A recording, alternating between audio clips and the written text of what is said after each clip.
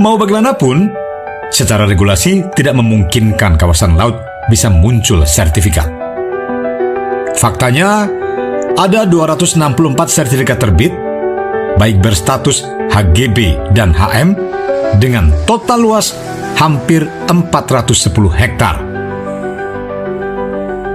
Pertanyaan besar di kepala kita, mungkinkah ini dilakukan jajaran ATR BPN di tingkat kabupaten atau kota maupun provinsi?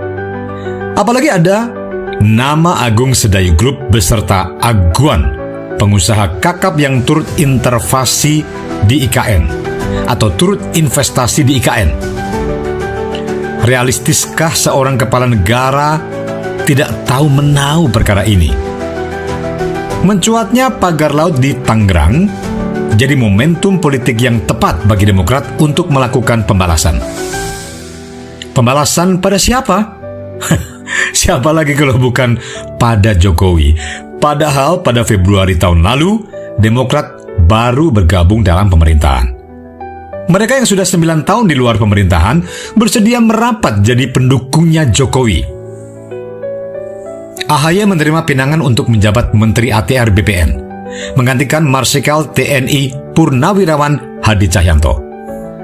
Tapi nampaknya putra sulung SBY ini mulai memahami melawan Jokowi dari luar pemerintahan akan sulit dan menerima tawaran serta melihat peluang mendukung Prabowo di Pilpres 2024. Ya, ini bisa jadi jalan lain untuk membalaskan dendam bagaimana Demokrat dan SBY dihabisi Presiden ke-7. Kebetulan, secara tiba-tiba, Anies yang diusung di Koalisi Perubahan memilih Cak Imin sebagai cawapres. Menyiratkan HGB pagar laut Tangerang terbit era Jokowi, mempertontonkan sejauh mana batas kesabaran dirinya. AHY tentu belum lupa, Gibran berkali-kali menyebut tokoh politik yang diidolakannya adalah Ibas alias adik kandung AHY. Siapapun tahu, omongan Gibran itu sebagai olok-olok, menghina, mengejek, karena memang rakyat tak pernah tahu apa prestasi Ibas. Tidak lama, disusul pernyataannya yang kedua tentang pembangunan infrastruktur yang harus berdampak pada rakyat. Hal ini merespon kebijakan Presiden yang membuat pengetatan anggaran. Akibatnya, anggaran Kementerian PUPR tahun anggaran 2025 dipotong hingga 80%. Dari semula 110,95 triliun hanya tinggal 22,19 T saja. Terlepas efisiensi anggaran dialokasikan untuk program makan bergizi, kebijakan ini kemudian dipolitisasi oleh AHY. Rakyat Indonesia tentu tahu, Jokowi dalam kurun 10 tahun pemerintahannya menggalakkan berbagai proyek infrastruktur. Dan ketika Prabowo memangkas alokasi berbagai proyek fisik, situasi ini dimanfaatkan untuk membentuk kontra wacana. Dengan membawa-bawa nama Presiden Prabowo, kakak kandung Edi Baskoro itu mengatakan pembangunan infrastruktur itu mesti yang berdampak langsung pada produktivitas dan peningkatan kesejahteraan rakyat. Padahal wakil presiden sekarang ini jelas dijabat Gibran Rakabuming. Tidakkah ini mencerminkan kegerahan atau bisa disebut sebagai kemarahan yang tak tertahankan? Ya, bisa jadi AHY justru membuka front, bisa disebut menantang langsung. Sejauh mana kemampuan Gibran bermain politik? Dan sekarang, momentum yang pas untuk membalas semua perlakuan Jokowi dibalaskan. Mau tunggu apa lagi? Dengan dua momentum yang tak berselang lama, kedewasaan berpolitik AHY makin terlihat. Seperti kita tahu, beberapa proyek infrastruktur termasuk yang tercatat dalam proyek strategis nasional, semua menguntungkan rakyat. Dan IKN disebut telah merusak hutan Kalimantan, Rempang Eco City hingga kini tak kunjung usai konfliknya dengan masyarakat setempat. Dan yang terbaru, PSN PIK atau PIK 2 menimbulkan gejolak di tengah-tengah masyarakat Banten. AHY tak lagi main hal-hal receh, isu-isu pinggiran atau perkara yang tidak langsung berkonotasi pada kebijakan Jokowi. Pria bergelar doktor itu sadar dirinya punya pengetahuan, punya kemampuan, serta dukungan yang lebih real dibandingkan wakil presiden sekarang. Ditambah lagi, positioning Gibran di pemerintahan terlihat dicueki oleh Prabowo. Mau bagaimanapun, posisi Demokrat sepanjang kekuasaan Jokowi relatif tidak bisa banyak berperan. Berbagai kritikan dan sorotan yang dilontarkan Demokrat seperti sebuah pukulan yang tak mengena sasaran, hanya menghempas di ruang kosong.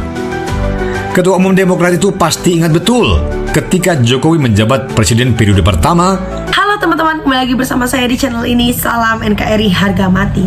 Nah teman-teman, dalam video ini ada sebuah cuplikan dari sudut pandang Sahir Nopi mengatakan membaca sikap AHY mengenai tentang soal pagar laut dan IKN. Nah teman-teman, kita akan mengupas beberapa faktor dari beberapa masyarakat memang yang menyikapi tentang hal tersebut dan apa komentarnya. Kita akan membacanya. Bila AHY yang memimpin RI pasti seirama dengan Bapak Jenderal Prabowo. Pak Presiden pilihan rakyat sudah pasti ingin mewujudkan cita-citanya, tapi yang ingin menghalangi pun tidaklah sedikit. Ayo Mas AHY, tunjukkan kehebatan dan ketegasan Anda. Jangan mau tunduk sama oligarki dan MK90. Ayo Pak AHY, keluarkan kejujuranmu dan kemampuanmu untuk bangsa Indonesia melawan keluarga Jokowi. Mudah-mudahan AHY yang latar belakangnya TNI dapat membantu merubah negara ini jauh lebih baik. Selamat bekerja Pak AHY, selamat bekerja demi rakyat Indonesia, semoga diberi kesehatan. AHY punya attitude dan rasa cinta tanah air yang sangat tinggi. Karena militer seperti SBY saat ini kelihatannya Jokowi menuai hasil yang ditanamnya. Barang siapa menabur benih maka nanti akan menuai. Nah, ini yang harus dibuka, siapa saja yang ada di dalamnya, sampai sekuat itu usut tuntas kasus ini sampai ke akar-akarnya, karena merugikan rakyat yang sesungguhnya. Pak AHY siap-siap mulai dari sekarang, jangan sampai kesandung terlantuk batu, cerdas, jujur, tegas, terginas. Pak D. Prabowo memerintah 2 periode, lalu Pak AHY penerusnya. Belajar dan belajar, kiranya Tuhan memilihnya menurut hal tersebut. Sudah saatnya harus berani berkata benar dan jujur demi untuk NKRI dan mewariskan kepada anak cucu kita. Selanjutnya, rakyat kecil dibikin pusing dengan keadaan negeri ini. Pagar laut itu terjadi masa pemimpin Pak Jokowi. Pak Jokowi harus bertanggung jawab, makanya diadili Pak Jokowi. Kami rakyat setuju Pak Jokowi diadili. Bulut si Jokowi kalau ngomong kayak orang baik. Dan benar, ternyata benar-benar jahat, penghancur negara Indonesia, harus cepat diadili orang seperti si Jokowi. Mas Agus, mohon kiranya jangan terlalu larut ikut isu yang berkembang. Fokus ke depannya. Demokrat dicintai rakyat, tetap semangat, yakin cari simpati rakyat saja. Pagar laut itu masalah kecil, dengan besar-besarkan bisa memusyawarahkan, jangan membuat kerusuhan. Pikirkan di masa depan yang ada masalah yang lebih besar yang harus dihadapi. Sudah saatnya Indonesia memiliki pemerintahan yang bersih, jauh dari pemerintahan kotor Jokowi. Jujur saja, walaupun saya memilih Jokowi 2 periode, tapi saya menyesal memilih di periode kedua karena kinerjanya sangat buruk, seperti ekonomi, demokrasi, utang bengkak, ekonomi, demokrasi, pengangguran, kemiskinan, korupsi, keadilan, dan penegakan hukum. Ingat, di zaman dialah selalu ribut di mana-mana. Bahkan tidak jelas kemana arah bangsa ini, semakin kacau dan amburadul.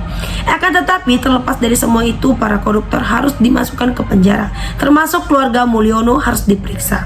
Jika terbukti, segera masukkan ke penjara.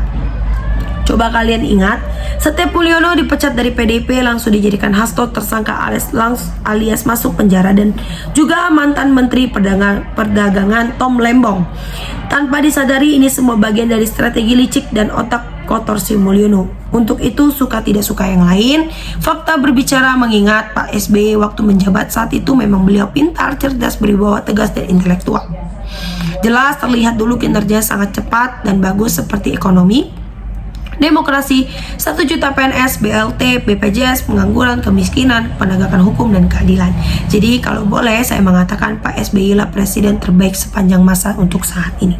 Nah teman-teman, sahabat-sahabat dari Bongkar TV, silahkan berikan tanggapan teman-teman dalam kolom komentar ini sehingga kita dapat bertukar pikiran antara satu dengan yang lain dalam kolom komentar ini. Terima kasih teman-teman, Bongkar TV melaporkan.